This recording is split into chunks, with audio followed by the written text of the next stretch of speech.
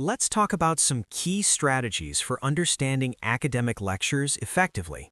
First, it's essential to capture the main idea within the first 30 seconds. Now, why is this so important? Well, the entire lecture depends on that main idea. If you miss it, the rest of the information can feel disconnected or random. So what should you listen for? Focus on the topic, the purpose, and the scope. You'll often hear phrases like, "Today we're going to discuss." For example, imagine the professor says, "Today we're going to explore how memory works, focusing on short-term and long-term memory." From this, you should immediately identify the main idea as types of memory and how they function.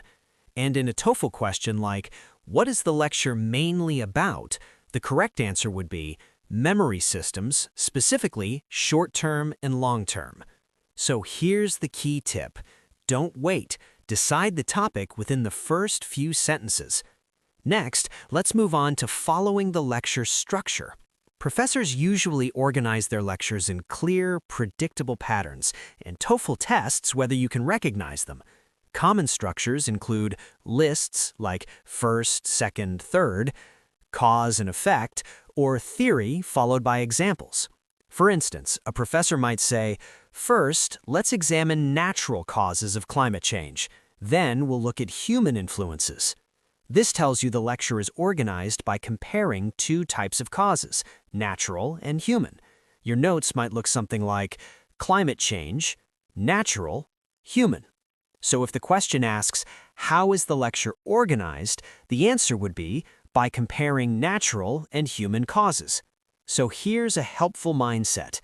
Always ask yourself, where are we now in the lecture? Now let's talk about something extremely important.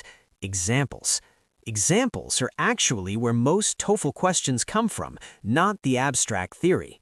For example, a professor might say, for instance, Arctic foxes change their fur color during winter to blend into the snow. This example supports the main idea of adaptation to the environment. So if you hear a question like, why does the professor mention Arctic foxes? The correct answer would be to illustrate adaptation. Here's your key listening signal. When you hear phrases like, for example, or for instance, pay extra attention. A question is very likely coming. Finally, let's focus on understanding the professor's purpose.